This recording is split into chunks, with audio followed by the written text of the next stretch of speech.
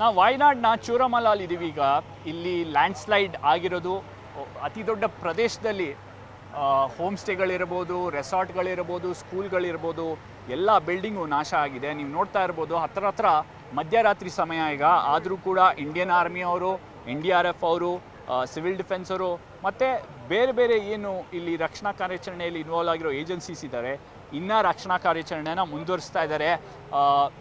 Drone ಸಹಾಯ ಕೂಡ ತಗೊಳ್ಳಲಾಗಿದೆ. ಏನಾಗಿದೆ ಅಂದರೆ ಲ್ಯಾಂಡ್ ಸ್ಲೈಡ್ ಆಗಿದೆ ಹತ್ತತ್ರ 2 ಅಥವಾ 3 ಗಂಟೆ ಬೆಳಗಿನ ಜಾವ.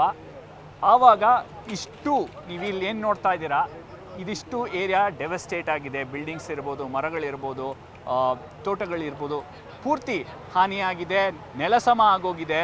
ಬೆಳಿಗ್ಗೆಯಿಂದ ರಕ್ಷಣಾ ಕಾರ್ಯಾಚರಣೆ ನಡೀತಾನೇ ಇದೆ. ಇಲ್ಲಿ ಹಲವಾರು ಜನನ ರಕ್ಷಣೆ ಮಾಡಲಾಗಿದೆ.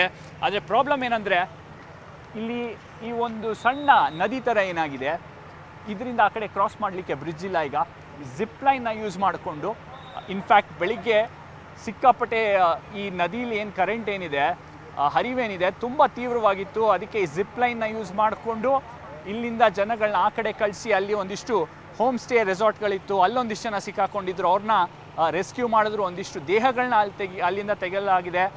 ಆದರೆ ಇಲ್ಲಿ ತೊಂದರೆ ಏನಂದರೆ ಹಲವಾರು ಪ್ರೈವೇಟ್ ಹೋಮ್ ಸ್ಟೇಗಳಿದ್ದಾವೆ, ಟೂರಿಸ್ಟ್ ಹೋಮ್ಗಳಿದ್ದಾವೆ. ಇಲ್ಲಿ ಎಷ್ಟು ಜನ ಇದ್ರು ಅಂತ ಗೌರ್ಮೆಂಟ್ಗೆ ಇನ್ನೂ ಅಸೆಸ್ಮೆಂಟ್ ಇಲ್ಲ. ಅವ್ರ ಪ್ರಕಾರ 200ಕ್ಕೂ ಹೆಚ್ಚು ಜನ ಇರ್ಬೋದು ಅಂತ ಒಂದು ಅನುಮಾನ. ಹಲವಾರು ಜನಗಳನ್ನ ರಕ್ಷಣೆ ಮಾಡಲಾಗಿದೆ, ಒಂದಿಷ್ಟು ಬಾಡಿಗಳನ್ನ ಕೂಡ ಇಲ್ಲಿಂದ ತೆಗೆಯಲಾಗಿದೆ. ಈ ಸರ್ಚ್ ಆಪರೇಷನ್ ಇಡೀ ರಾತ್ರಿ ಕಂಟಿನ್ಯೂ ಆಗಬೇಕಾಗತ್ತೆ. ಆದರೆ ಇಲ್ಲಿರೋ ಚಾಲೆಂಜ್ ಏನಂದರೆ ಮಳೆ ಬರ್ತಾ ಇದೆ, ಹಾಗೆ ಒಂದು ಭಯ ಇದೆ. ಮಳೆ ಜಾಸ್ತಿ ಆದರೆ ಮತ್ತೆ ಲ್ಯಾಂಡ್ ಸ್ಲೈಡ್ ಆಗ್ಬೋದಾ? ಲ್ಯಾಂಡ್ ಸ್ಲೈಡ್ ಆದರೆ ಮತ್ತೆ ಇಲ್ಲಿರೋ ಜನಗಳಿಗಷ್ಟೇ ಅಲ್ಲ, ಈ ರಕ್ಷಣಾ ಕಾರ್ಯಾಚರಣೆಯಲ್ಲಿರೋರಿಗೂ ಕೂಡ ತೊಂದರೆ ಆಗುತ್ತೆ. ಸೊ ಅದ್ರ ಬಗ್ಗೆ ಕೂಡ ಅವರು ಗಮನ ಹರಿಸಬೇಕಾಗತ್ತೆ. ಒಂದಿಷ್ಟು ಜನ ಬೆಂಗಳೂರಿಂದನೂ ಬಂದಿದ್ದಾರೆ ರಕ್ಷಣಾ ಕಾರ್ಯಾಚರಣೆಗೆ ಹೆಲ್ಪ್ ಮಾಡಲಿಕ್ಕೆ. ಅವ್ರ ಹತ್ರ ಮಾತಾಡೋಣ. ಸರ್, ಬಹುಶಃ ಕೇರಳ ಕಂಡಿರೋಂಥ ಅತಿ ದೊಡ್ಡ ಲ್ಯಾಂಡ್ ಸ್ಲೈಡ್ ಇದು, ಭೂಕುಸಿತ ಇದು. ಚೂರಲ್ಮಲ ಇಲ್ಲಿ ಸಿಕ್ಕಾಪಟ್ಟೆ ಹಾನಿಯಾಗಿದೆ.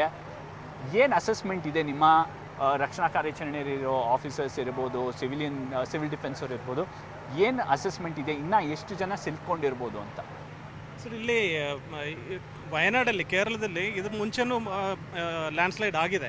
ಆದರೆ ಇದರಲ್ಲಿರೋ ತನಕಂಥ ಡಿವಾಸ್ಟೇಟಿಂಗ್ ಎಫೆಕ್ಟು ಇದ್ರ ಮುಂಚೆ ಆಗಿಲ್ಲ. ಸೊ ಇದು ಇಟ್ ಇಸ್ ತೀವ್ರತೆ ಜಾಸ್ತಿ ಇದೆ. ಮತ್ತು ಇದು ನದಿ ಒಂದು ಕಡೆ ಹರಿತಾ ಇರೋ ನದಿಯನ್ನು ಸಡನ್ನಾಗಿ ಈ ಕಡೆ ಬಂದುಬಿಟ್ಟು ಅಲ್ಲಿರೋ ಮನೆಗಳನ್ನ ಪೂರ್ತಿ ಅದು ತಗೊಂಡು ಹೋಗ್ತಾ ಇತ್ತು. ಸೊ ಅಲ್ಲಿರೋ ಇವಾಗ ಅಲ್ಲಿ ಮನೆನೇ ಇಲ್ಲ. ಇವಾಗ ನೀವು ನೋಡ್ತಾ ಇದ್ದೀರಾ, ನಾಶ ಆಗಿದೆ. ಇಲ್ಲೋ ಒಂದು ಸ್ಕೂಲ್ ಇತ್ತು, ಸ್ಕೂಲ್ ಹತ್ರ ಮನೆಗಳು ಹತ್ರ ಇತ್ತು. ಅರೌಂಡ್ 2 ವಿಲೇಜಸ್ ಇಲ್ಲಿತ್ತು. ಆ 2 ವಿಲೇಜಸ್ನ್ನು ಅದು ಡಿಸಪಿಯರ್ಡ್ ನಾವು. ಸೊ ಹಂಗಿದೆ ಇವಾಗ. It is very disastrous. ಇಲ್ಲಿಂದ ಇವಾಗ ಪೂರ್ತಿ ಗೌರ್ಮೆಂಟಿಂದ ಪೂರ್ತಿ ಎಫರ್ಟ್ ತಗೊಳ್ತಾ ಇದ್ದಾರೆ. ಆದಷ್ಟು ಬೇಗ ಬಾಡೀಸನ್ನು ರಿಕವರ್ ಮಾಡೋಕ್ಕೆ. ಸೊ ಹೋಪ್ಫುಲಿ ಇವತ್ತು ಆದಷ್ಟು ಅರೌಂಡ್ 50+ ಬಾಡೀಸನ್ನು ರಿಕವರ್ ಮಾಡಿದ್ದಾರೆ. ಅಲ್ಲಿಂದ ಆ ಕಡೆ ಇರೋ ಇಲ್ಲಿಂದ ಡಿಸ್ಕನೆಕ್ಟ್ ಆಗಿರೋ ಜಾಗದಿಂದ ಆಲ್ಮೋಸ್ಟ್ ಎಲ್ಲರನ್ನೂ ಈ ಕಡೆ ತಗೊಂಡು ಬಂದಿದ್ದಾರೆ. ಅರೌಂಡ್ 100 ಪೀಪಲ್ ಆ ಕಡೆ ಇದ್ದಾರೆ. ಆದರೂ ಅವರು ಸೇಫ್ ಆಗಿದ್ದಾರೆ. ಮಣ್ಣಿನ ಕೆಳಗೆ ಎಷ್ಟು ಜನ ಸಿಲ್ಕೊಂಡಿರ್ಬೋದು ಅಂತ ಒಂದು ಅನುಮಾನ, ಊಹೆ ಏನಾರು ಇದೆಯಾ? ಅರೌಂಡ್ 100 to 150 ಫ್ಯಾಮಿಲೀಸ್ ಇಲ್ಲಿದ್ದರು. ಸೊ ಅದರಲ್ಲಿ ಇವಾಗ ನಮ್ಮ ಸಿಕ್ಕಿರೋದು ಅರೌಂಡ್ 50+ ಬಾಡಿ ಸಿಗಿದೆ. ಸೊ ಮಿಕ್ಕಿರೋದು ಮೋಸ್ಟ್ಲಿ ಅದು ಸಿಗೋದು doubt. I mean in the sense 200 ಜನ ಇರ್ಬೋದು ಕೆಳಗಡೆ.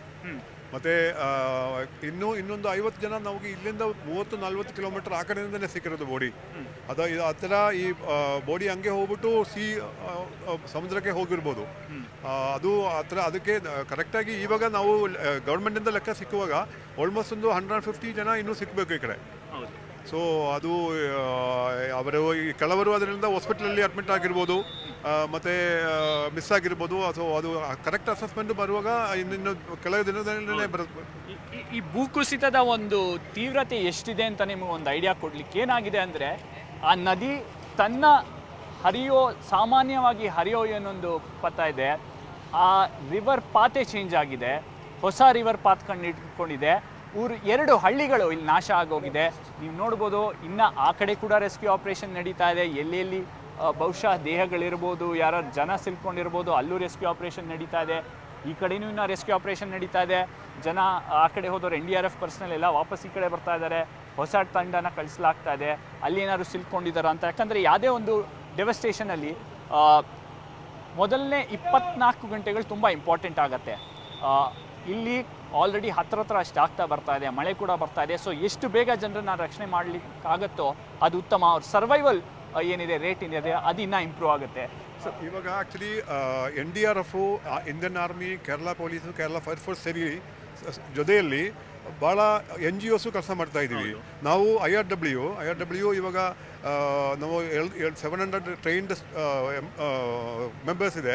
ಈ ಥರ ರೆಸ್ಕ್ಯೂ ಆ್ಯಂಡ್ ರಿಲೀಫ್ ಆಪರೇಷನ್ಗೆ ನಾವು ಬ್ಯಾಂಗ್ಳೂರು ಯೂನಿಟಿಂದ ಬಂದಿದ್ದೇವೆ. ಆ ಥರ ನಾವು ನಮ್ಮ ಥರ ಇನ್ನೂ ಕೆಲವರು NGOs ಕೆಲಸ ಮಾಡ್ತಾ ಇದ್ದೀವಿ ಇದರಲ್ಲಿ.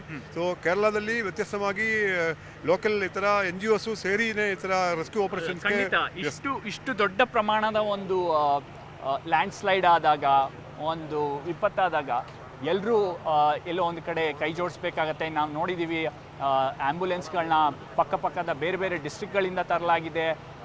ಎಲ್ಲ ಗೌರ್ಮೆಂಟ್ ಡಿಪಾರ್ಟ್ಮೆಂಟ್ಗಳಲ್ಲೂ ಜನನ ಕಳಿಸಲಾಗಿದೆ ಇಲ್ಲಿ ಈ ಒಂದು ರೆಸ್ಕ್ಯೂ ಮತ್ತು ಸರ್ಚ್ ಆಪರೇಷನ್ನಲ್ಲಿ ಭಾಗ ಆಗಿರಲಿಕ್ಕೆ. ಕೇಂದ್ರ ಸರ್ಕಾರ ಕೂಡ ಕೋಸ್ಟ್ ಗಾರ್ಡ್ ಅವ್ರನ್ನ ನಾವು ಈಗ ತಾನೇ ನೋಡ್ತಾ ಇದ್ವಿ. ಇಲ್ಲಿ ಇಂಡಿಯನ್ ಆರ್ಮಿ ಅವರು ಇದ್ದಾರೆ, ಇಂಡಿಯನ್ ಏರ್ಫೋರ್ಸ್ ಅವರು ತಮ್ಮ 2 ಚಾಪರ್ಗಳನ್ನ ಸೋಲರ್ ಏರ್ಬೇಸ್ ಏನಿದೆ ಕೊಯಂಬತ್ತೂರ್ ಹತ್ರ, ಅಲ್ಲಿಂದ ಇಲ್ಲಿ ಕಳಿಸಲಾಗಿದೆ.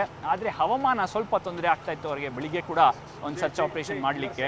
ಸೊ ನೋಡಬೇಕಾಗತ್ತೆ ಬರೋ 2-3 ದಿನದಲ್ಲಿ ಎಷ್ಟು ಬೇಗ ಈ ಒಂದು ಸರ್ಚ್ ಆಪರೇಷನ್ನ ಮುಗಿಸ್ಬೋದು. ಹಾಗೆ ಭಯ ಇರೋದು ಕೇರಳ ಸರ್ಕಾರಕ್ಕೆ, ಈ ಮೃತರ ಸಂಖ್ಯೆ ಏನಿದೆ ಅದು ಬಹುಶಃ ಈಗೇನು ಹೇಳ್ತಾ ಇದ್ದಾರೆ 100ಕ್ಕೆ ಹೆಚ್ಚು ಅಂತ, ಅದಕ್ಕಿಂತ ದುಪ್ಪಟ್ಟಾದರೂ ಆಶ್ಚರ್ಯ ಇಲ್ಲ ಅಂತ ಹಲವಾರು ಜನ ಹೇಳ್ತಾ ಇದ್ದಾರೆ. ನೋಡಬೇಕಾಗತ್ತೆ ಎಲ್ಲಿ ಹೋಗಿ ನಿಲ್ಲತ್ತೆ ಅಂತ. ಕ್ಯಾಮ್ರಾ ಪರ್ಸನ್ ರಿಯಾಜ್ ಜೊತೆ ಹರೀಶ್ ಉಪಾಧ್ಯ, ವಯನಾಡಿಂದ. ಕನ್ನಡಿಗರ ಮೆಚ್ಚಿನ ನಿಮ್ಮ ನ್ಯೂಸ್ 18 ಕನ್ನಡ ಈಗ ವಾಟ್ಸ್ಆಪ್ನಲ್ಲಿಯೂ ಲಭ್ಯ. ಕರ್ನಾಟಕ ಮತ್ತು ದೇಶ ವಿದೇಶದ 360 ಡಿಗ್ರಿ ಸುದ್ದಿ ವಿವರವನ್ನ ನೀವು ನಿಮ್ಮ ಕೈ ಬೆರಳುಗಳಲ್ಲಿಯೇ ಪಡೆಯೋದಿಕ್ಕೆ ಈ QR ಕೋಡ್ ಅನ್ನ ಸ್ಕ್ಯಾನ್ ಮಾಡಿ. ನಮ್ಮ ಚಾನೆಲ್ ಅನ್ನ ಫಾಲೋ ಮಾಡಿ, ನೋಟಿಫಿಕೇಶನ್ ಆನ್ ಮಾಡಿ.